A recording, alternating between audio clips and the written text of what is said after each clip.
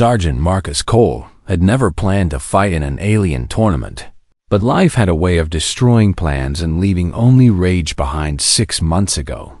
He had been a simple soldier stationed on a human colony world near the edge of known space, and his squad had been his family, and they had laughed together and bled together and promised to watch each other's backs until the day they retired. That promise died on a Tuesday when a Velthri warlord named Draxvalum landed on their world with a diplomatic convoy and decided that human soldiers made excellent target practice. The official report called it a misunderstanding during a cultural exchange, and the Galactic Concordat ruled it an accident, and Draxval walked free because he had connections to powerful noble houses and humans were still considered a minor species, barely worth acknowledging. Marcus buried 7 friends that week, and he swore on their graves that he would find justice even if the galaxy refused to give it. That oath led him here, to the grand arena of the Zalthari Empire,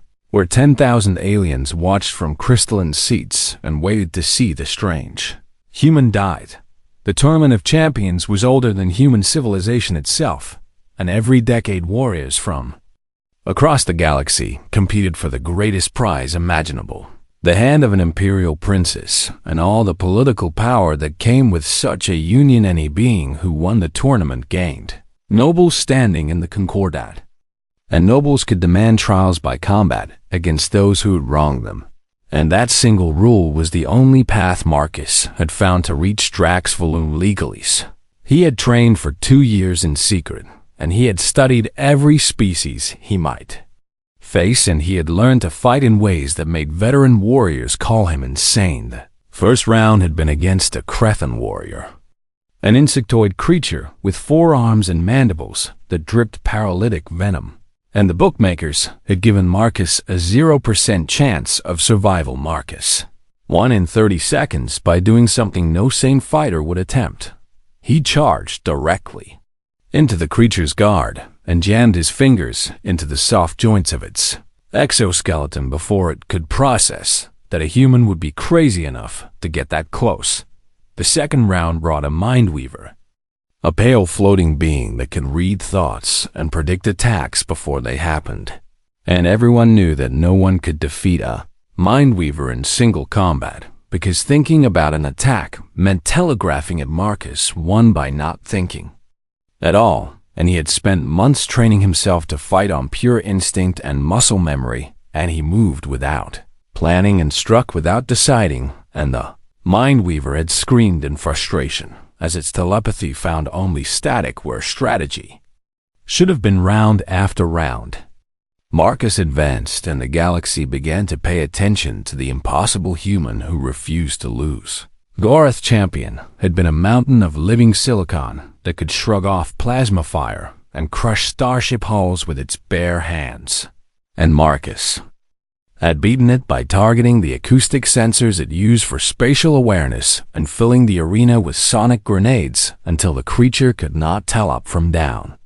The Velthri Swordmaster had been fast enough to cut raindrops in half, and Marcus had beaten him by fighting dirty in ways the honorable alien could not anticipate, throwing sand and using feints that looked like surrenders and attacking during what should have been ceremonial pauses. 37 opponents fell before the human soldier, and each victory cost him blood and broken bones and scars that would never fully heal. But Marcus kept standing because giving up meant betraying the friends who would never stand. Again now he faced his final opponent, a champion from the Eternal Hive who had won the last 3 tournaments and was considered invincible. The creature was a perfect killing machine designed by 1 billion years of evolution, with bladed limbs and armored carapace and a neural network that processed combat data faster than any computer. The fight lasted 4 hours. Marcus broke his left arm in the first hour and dislocated his shoulder in the second and cracked 3 ribs in the third. But humans had something that most galactic species lacked, an almost supernatural ability to keep functioning through pain that should have been incapacitating. In the 4th hour, with his vision blurring and his body screaming for rest, Marcus found his opening, and he drove his combat knife through the single gap in the Hive Champion's armor. A space no wider than a human finger that existed only when the creature raised its primary striking limb, the arena fell silent as the Hive Champion collapsed, and Marcus stood swaying over its body, more dead than alive, but technically victorious medical.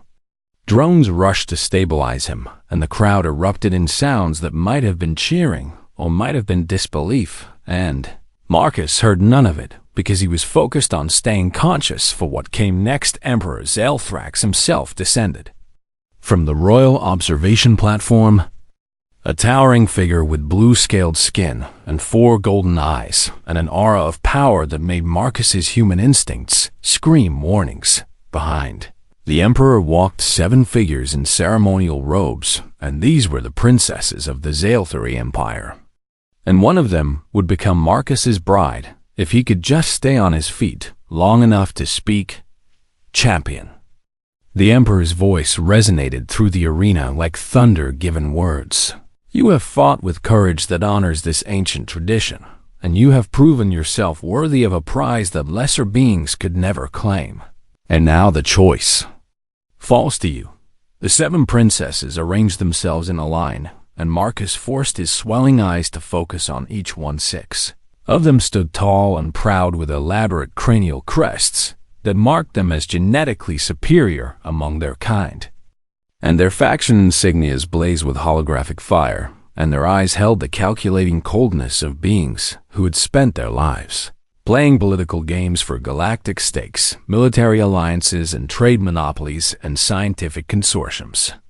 And ancient noble bloodlines, these 6 princesses represented power in every form the galaxy recognized, and any sane champion would choose among them based on which faction could offer the most advantage. Marcus looked past all 6 of them. In the shadows behind her sisters stood a 7th princess, and she wore simple robes instead of ceremonial armor, and her cranial crests were small and almost invisible, and she kept her gaze fixed on the floor as if she expected nothing and hoped for less. Something in the way she held herself reminded Marcus of the soldiers who had served under cruel commanders, people who had learned to make themselves small to avoid attention. I have made my choice, Marcus said, and his voice came out as a ragged whisper that the arena's audio systems amplified for all to hear. The Emperor nodded and gestured for him to speak the name that would reshape his future. Marcus raised one broken arm and pointed past the 6 radiant princesses to the shadow they had all forgotten. Her, he said. I choose her. And the entire court went absolutely silent. Princess Kiraveth had attended 3 previous tournament ceremonies, and each time she had stood in the shadows behind her sisters, and each time the victorious champion had looked right through her as if she did not exist. She had made peace with her invisibility long ago, because fighting against the truth only brought more pain, and the truth was simple. She was the dim star, the forgotten daughter, the princess that even her own father sometimes failed to recognize in palace corridors. Her mother had been a minor consort from a conquered world, and she had died giving birth to Kiraveth, and no one had mourned her passing, except the servants who had cleaned her chambers afterward from her first breath. Kiraveth had been a disappointment because she lacked the telepathic gifts that her species valued above all else, and her cranial crests had never developed properly, and her genetic markers placed her barely above common citizens in the rigid hierarchy of Zalthari society. Her sisters had received combat training and diplomatic education, and seats on councils that shaped the fate of billions. And Kiraveth had received a desk in the Ministry of Forgotten Affairs where she filed documents about dead treaties and extinct species and other things the Empire wished to forget. She had expected to spend her life in that dusty office until she died alone and unremarked and was filed away herself in some forgotten archive. Then the human pointed at her. Kiraveth's silver eyes snapped up, and for one confused moment she looked behind herself to see which servant or guard the champion must actually be indicating, because surely he could not mean her. But there was no one behind her, and the human's broken arm remained steady, and his strange flat face held an expression she could not read, and his single word echoed through the scissors. Silent arena. Her. The silence stretched for 5 heartbeats, and then it. Shattered laughter erupted from the noble sections, and gasps of horror came from the political factions, who had expected to gain a human champion today, and somewhere in the crowd a Veltary voice made a crude joke about brain damage that made others snicker. Emperor Zaelthrax, as 4 golden eyes blinked in a rapid sequence that indicated extreme confusion. An expression Kiraveth had never seen on her father's face in all her 50 years of life. Champion, the Empress said slowly, as if speaking to a child or a fool. Perhaps the translator technology has malfunctioned and you do not understand what you are saying, and I will give you the opportunity to reconsider your words. Marcus shook his head, and the motion made him wince from some hidden injury, but he did not lower his arm. The translators work fine, and I understand exactly what I'm saying, and I choose Princess Kiraveth. One of the elder princesses stepped forward, and her name was Zaelthrax, and she commanded the Imperial fleet, and she had been certain that any warrior worth the title would choose her. Father, this is obviously some human trick, Zaelthrax said, and her voice dripped with contempt. Perhaps their species lacks the intelligence to recognize quality, and we should not permit such a mockery of our sacred traditions. No trick, Marcus said, and he finally lowered his arm, because holding it up was clearly causing him significant pain. Your traditions say the champion chooses, and I have chosen, and unless you're telling me your sacred traditions are actually suggestions that you ignore when convenient. The insult landed perfectly because the Zaelthari prided themselves on their adherence to ancient customs, and questioning the validity of traditions was considered deeply offensive. Zaelthrax hissed but had no response, and the Emperor raised one hand to silence any further debate. The champion speaks correctly, and our traditions are not negotiable, and if he wishes to choose Kiraveth, then that is his right, even if his reasoning escapes our understanding. The Emperor's tone made it clear that he considered Marcus's choice evidence of either human stupidity or human insanity, but he would not break tradition over it. The betrothal will proceed according to custom, and the formal ceremony will take place in 3 months, and until then the champion and his chosen bride will be given appropriate quarters in the palace. Appropriate quarters turned out to be a suite in the oldest wing of the palace, far from the centers of power and comfort, and clearly selected to remind everyone of how little this match mattereth. Kiraveth walked through the dusty corridors beside the human who had chosen her, and she could not make sense of any of it. She had studied humans during her endless hours in the archives, because she studied everything, and she knew they were a young species with unremarkable physical abilities and a strange tendency to form emotional attachments that more advanced beings found primitive. Nothing in her research explained why one of them would throw away the political opportunity of a lifetime to choose a worthless princess. They reached their assigned chambers, and the servants who showed them in did not bother hiding their smirks, and Marcus thanked them anyway, in a way that seemed genuine rather than sarcastic once they were alone. Kiraveth finally spoke the question that had been burning in her mind since the arena. Why? Marcus had been examining the room, but he stopped and turned to face her, and his alien eyes met hers without flinching or looking away.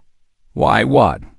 You choose me when you could have had anything you wanted, and why did you throw away power and wealth and influence for a princess that the galaxy considers worthless? And what possible reason could you have for making such a terrible decision? The words came out harsher than she intended, but 50 years of being treated as nothing had left marks that did not heal easily. Marcus was quiet for a moment, and then he did something unexpected. He smiled. Can I ask you something first? Kiraveth nodded, because she did not trust her voice. The Ministry of Forgotten Affairs handles old treaties and extinct species records. Right, and that's considered the most boring assignment in the entire imperial government, and no one with any ambition would ever accept such a posting. That is correct, Kiraveth said, and she wondered where this was going. So why does someone with access to such boring documents encrypt her personal datapad with military-grade security protocols? Kiraveth felt her blood go cold because no one had ever noticed that detail, and no one had ever paid enough attention to her to wonder what she might be hiding. I do not know what you mean. Sure you do, Marcus said, and his smile had not faded. You've spent decades reading files that everyone else ignores, and you've been connecting dots that no one else bothered to look for, and somewhere in that dusty archive, you found secrets that powerful beings would kill to keep hidden. He stepped closer, and Kiraveth forced herself not to retreat. I didn't choose you because I'm stupid or damaged or running some scheme, and I chose you because I've spent 2 years learning about this empire, and I learned that the most dangerous information isn't kept in secure vaults guarded by soldiers. His smile shifted into something sharper and more focused. The most dangerous information is buried in plain sight in places so boring that no one ever looks, and guarded by someone so overlooked that no one ever suspects, and I chose you because you're not the dim star. Princess, he leaned in and his voice dropped to a whisper. You're the most dangerous person in this palace, and I need someone exactly like that to help me destroy a very powerful enemy. For the first time in 50 years, Kiraveth felt something she had long forgotten: hope. The first week of their betrothal passed in a strange dance of caution and curiosity as two beings from opposite ends of the galaxy learned to share. Space Marcus healed faster than Kiraveth expected because humans apparently possessed remarkable regenerative abilities that made up for their fragile bodies. And within days, he was moving without visible pain, even though the medical scans showed damage that should have taken months to repair. Your species is strange, Kiraveth observed one morning as she watched him perform exercises that would have hospitalized most Zalthari. You are weak in almost every measurable way, and yet you survive things that should kill you. Marcus finished a set of movements and reached for a hydration pack before responding. Humans are persistence predators, and our ancestors survived by being too stubborn to die, and that stubbornness stuck around even after we started building starships. He sat down across from her, and Kiraveth noticed that he always positioned himself where she could see him clearly and never approached from angles that might trigger defensive instincts. Small courtesies that suggested he had studied Zalthari body language. Tell me about Draxvalum, she said, because they had danced around his true purpose long enough. Marcus's expression shifted, and the easy warmth drained away and something colder took its place. He's a Velthari warlord with connections to half the noble houses in the Concordat, and 6 months ago, he landed on my colony world with a diplomatic convoy and decided that my squad made excellent target practice. The official reports called it an accident. The official reports were bought and paid for, Marcus said, and his voice held no anger, but only a flat certainty that was somehow worse. Draxvalum has a hobby, and he likes hunting species he considers primitive and humans qualified, and my squad was just 7 more trophies for his collection. Kiraveth had read about the incident in the archives because she read about everything, and the official version painted a picture of tragic misunderstanding and cultural confusion. She had not believed it even then because she had spent decades learning to read between the lines of official documents. You entered the tournament to gain noble standing, she said, and it was not a question. Noble standing lets me demand a trial by combat, and trials by combat can't be bought or manipulated, and when I kill Draxvalum in front of witnesses, it will be legal, and no one will be able to bury it. That plan requires you to survive long enough to issue the challenge and Draxvalum as allies who would happily arrange an accident before you get the chance. Marcus nodded, and his cold expression cracked slightly to show something like dark humor. That's where you come in. over the following days. Kiraveth shared what she knew, and it turned out to be far more than Marcus had expected. The Ministry of Forgotten Affairs held records, stretching back thousands of years, and most of those records were genuinely boring administrative documents. But buried among them were patterns that no one else had noticed because no one else had bothered to look. Araveth had spent 50 years connecting those patterns and building a picture of the empire that existed beneath the official version. The Valkyrie expansion into the frontier territories was supposed to be peaceful colonization, she explained while displaying holographic charts she had assembled in secret. But the resource extraction rates don't match a peaceful settlement pattern, and they match a military buildup. Marcus studied the charts, and his human face scrunched in concentration in a way that Kiraveth was beginning to find almost endearing. They're preparing for war. They're preparing for something, and the shipping manifests I found suggest weapons development on a scale that violates 6 different concordat treaties. And Draxvalum isn't just a warlord with a hunting hobby, Kiraveth said, and she pulled up another display showing financial transfers and communication logs. He's a recruiter, and the beings he hunts aren't random targets, and they're almost always soldiers or security personnel from worlds near the frontier. Marcus went very still. He's testing defenses. He's mapping them, and every hunt teaches him something about how different species respond to sudden violence, and that information flows somewhere, and I have spent 3 years trying to find where. She hesitated because what she said next would change everything. 2 months ago, I found the destination.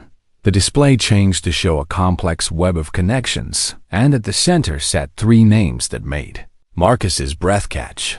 3 of my sisters are involved, Kiraveth said, and her voice remained steady but her hands trembled slightly. Velathrax controls the fleet, Merathrax runs the intelligence networks, and Celathrax manages the treasury, and together they have been funneling resources to the Valkyrie for over a decade. Marcus stared at the display for a long time. They're planning a coup. They're planning an expansion, and the frontier territories are just the beginning, and once they control enough resources, they'll move against the Emperor himself and reshape the Concordat into something that serves their vision. And the species who get in the way will be dealt with the way Draxvalum dealt with your squad. The silence stretched between them, and Kiraveth waited for Marcus to react, and she expected anger or disbelief or maybe even fear because she had just revealed a conspiracy that could destroy the galaxy. Instead, Marcus laughed. It was not a happy sound, but it was genuine, and it seemed to release something that had been wound tight inside him. I came here to kill one warlord, he said, and his laughter faded into something grimmer. And now you're telling me I stumbled into a conspiracy that makes my personal revenge look like a footnote. You could walk away, Kiraveth said, and she meant it even though saying the words hurt. The betrothal can be broken, and you could return to human space and forget any of this exists. Marcus looked at her, and his strange flat face held an expression she was still learning to read. My squad died because powerful people thought humans didn't matter enough to care about, and your sisters are planning to do the same thing to 100 other species, and walking away would mean proving them right. He reached out, and after a moment of hesitation took her hand in his, and the contact was warm in a way that surprised her. I didn't just choose you to gain an ally, he said. I chose you because you spent 50 years doing the right thing when no one was watching and when no one cared, and when it would have been easier to just file your papers and ignore what you found. Kiraveth felt her eyes sting with an emotion she had buried long ago. I did not know what else to do. Neither do I, Marcus admitted. But I know we can't do nothing, and I know I'd rather fail trying than succeed at walking away. He squeezed her hand gently. So what do you say, Princess, and do you want to help me save the galaxy? Despite everything she had learned about the cruelty of the universe, Kiraveth smiled. I thought you would never ask. The court forgot about them almost immediately, because that was what the court did with things it considered unimportant. Marcus and Kiraveth became background noise, and their names appeared in gossip columns as punchlines and noble houses used. Their betrothal is an example of human foolishness, and no one thought to wonder what the foolish human and his worthless bride might be doing in their dusty, forgotten wing of the palace. That was their greatest weapon. Kiraveth had spent 50 years being invisible, and now she weaponized that invisibility with a precision that made Marcus genuinely impressed. She attended council meetings, where her presence was not forbidden, but simply unexpected, as she sat in corners where no one looked. And she listened to conversations between beings who assumed they were speaking in private.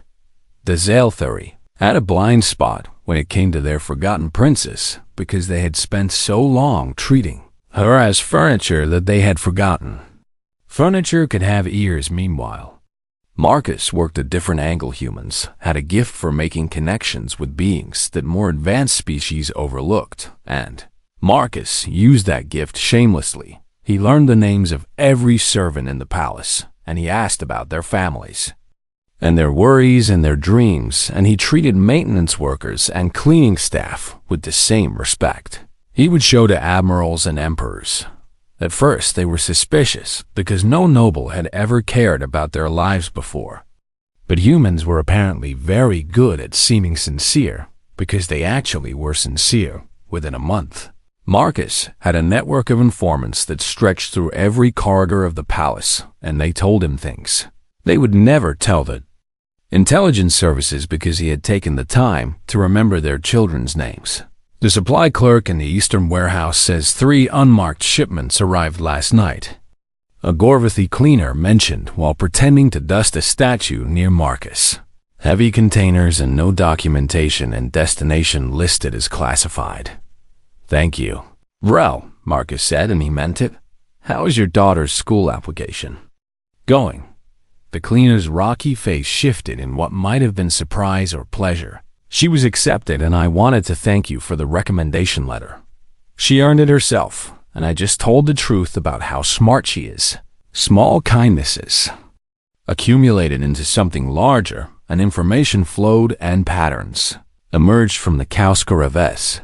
Archival research had identified the conspiracy structure, but Marcus's ground level intelligence filled in the operational details. They learned that Draxvoem was arriving for the betrothal ceremony because the warlord apparently found the idea of a human marrying into the imperial family hilarious and wanted to witness the embarrassment. Firsthand, they learned that Princess Vila Thrax had quietly repositioned 3 fleet groups to frontier territories under the cover of routine exercises.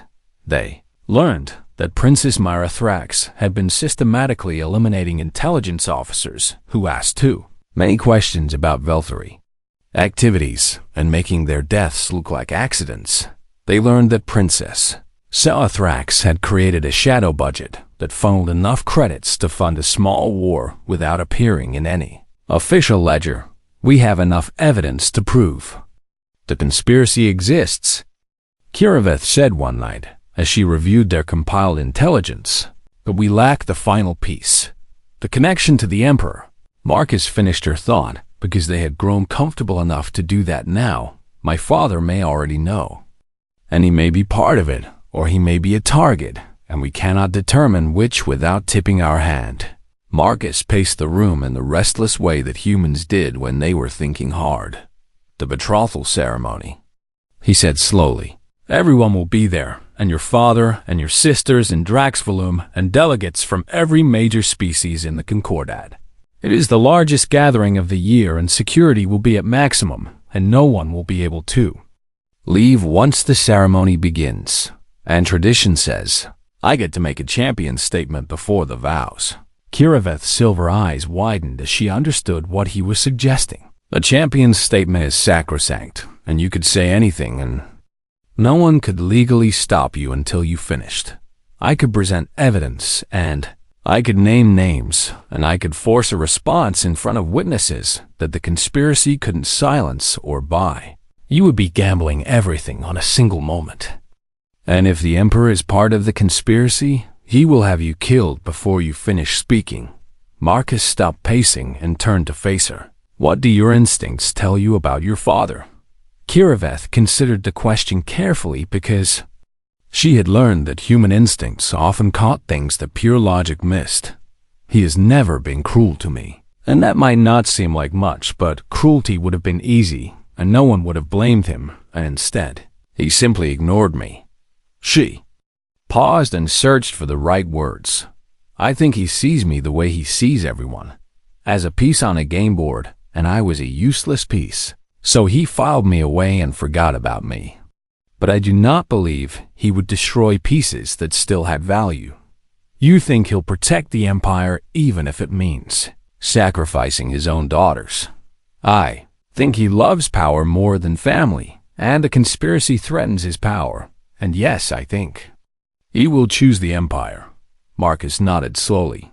"Then we do this at the ceremony, and we put everything on the table, and we trust that the Emperor likes being Emperor more than he likes his treasonous children. It is a terrible plan." Kiraveth said, "Do you have a better one?" She did not. "Then we have 2 months to prepare, and we need to gather every piece of evidence we can find, and we need to secure allies who will support us when the moment comes, and we need to make sure our network is ready to act." Marcus moved toward the door. "I need to talk to some people, and there are species in the palace who owe my squad's memory a debt, and it's time to collect."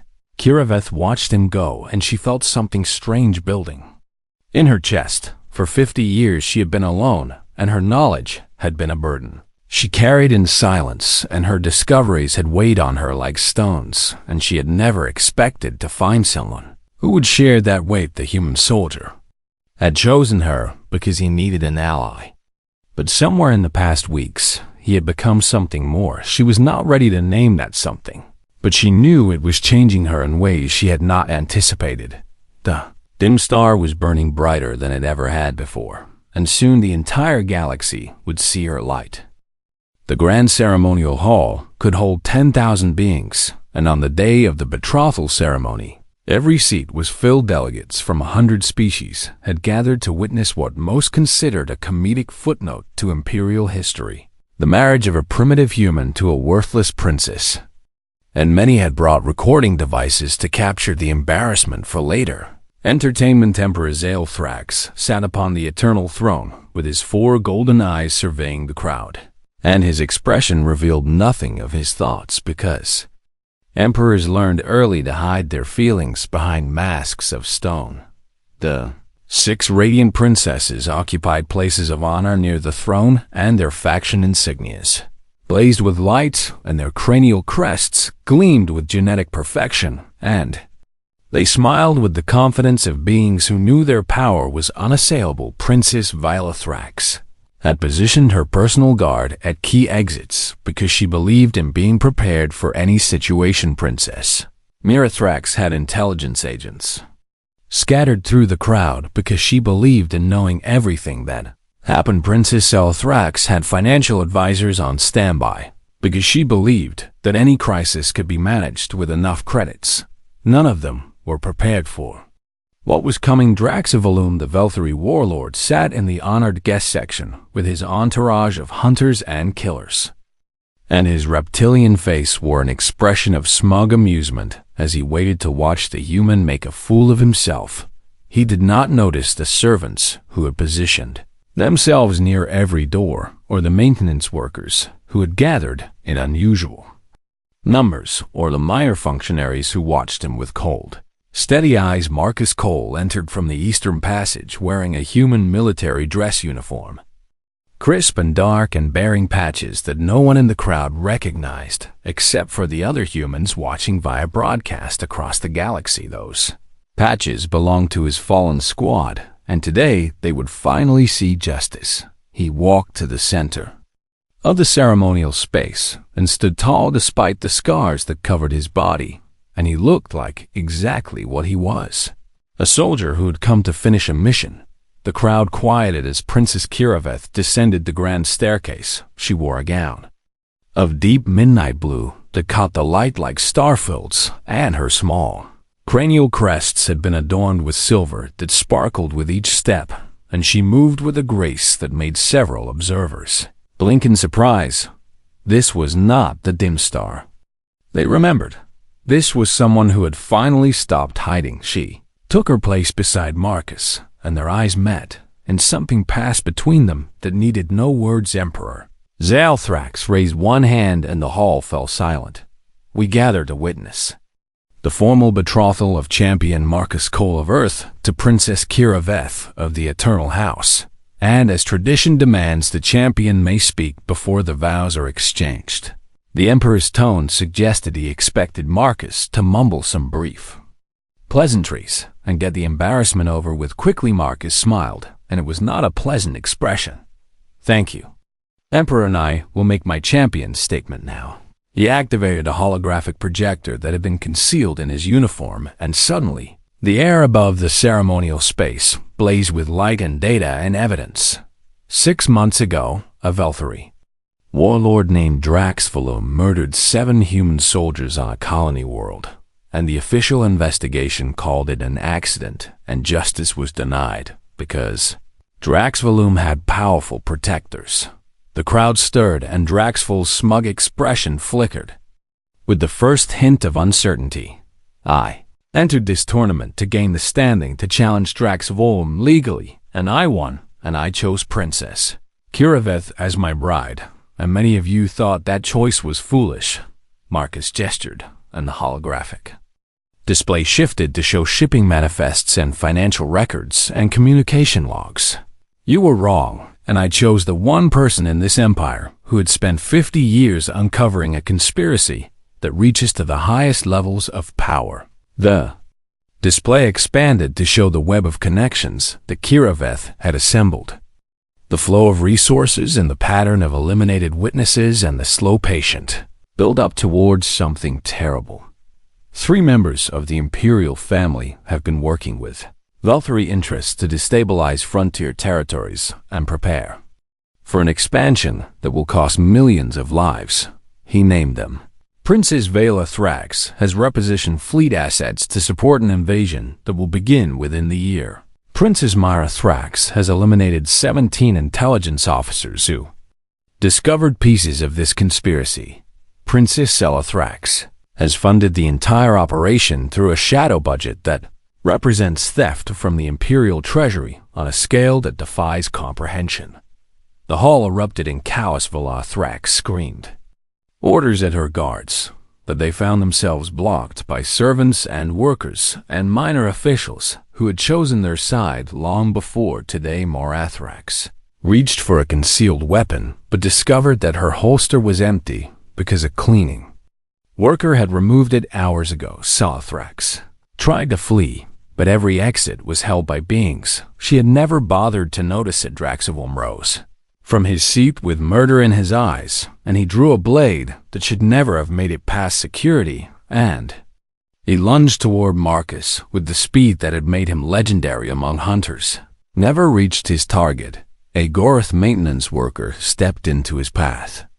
A mountain of living silicon that had lost 3 family members to Velthari hunting expeditions, and Draxval's blade shattered against stone flesh. "You killed my cousins," the Goroth said in a voice like grinding boulders. The human remembered their names when you did not even remember taking their lives. Marcus turned away from the warlord's capture and faced the Emperor. "Your Majesty, and the evidence speaks for itself, and your daughters have betrayed you and betrayed the Concordat. And the question now is what you will do about it." The silence that followed was the loudest sound Kiraveth had ever heard. Emperor Zalthrax sat motionless on the eternal throne, and his 4 golden eyes moved slowly from the holographic evidence to his 3 captured daughters, to the human soldier who had just upended everything. When he finally spoke, his voice was cold enough to freeze. "Starlight, the champion's statement is sacrosanct, and the evidence presented will be examined, and if it proves authentic, then justice will be administered, regardless of the rank of those involved." He looked at his treasonous children, and there was no love in his gaze and no mercy.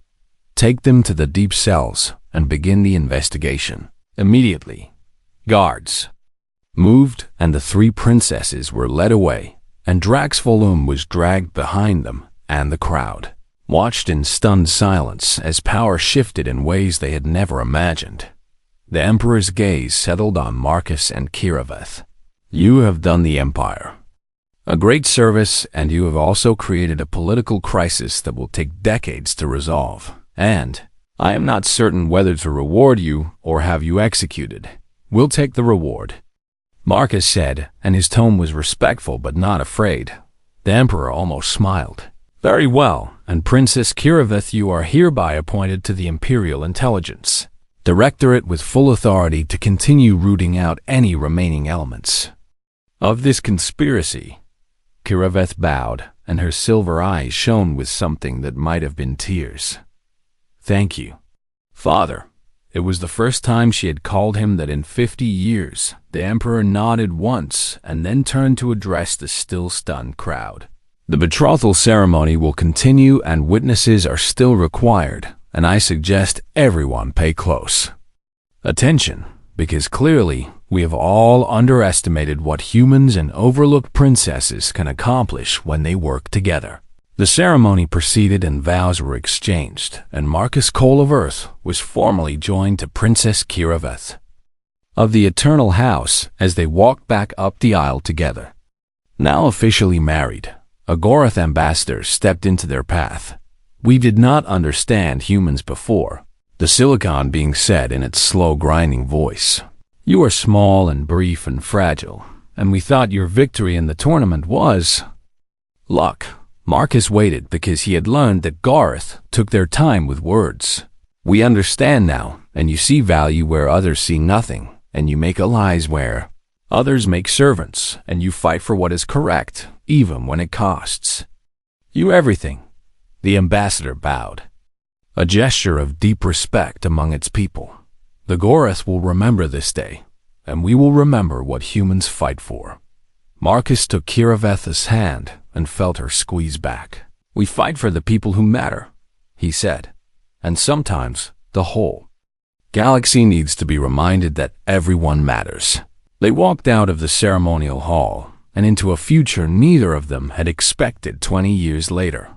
Empress Kiraveth would sign the new concordat that granted equal rights to every sentient species, and the galaxy ambassador Marcus Cole would stand beside her. And their 3 children would watch from the gallery, and historians would trace the moment back to a single impossible choice in a tournament arena. The human soldier had chosen the least popular alien princess, and together they had changed everything.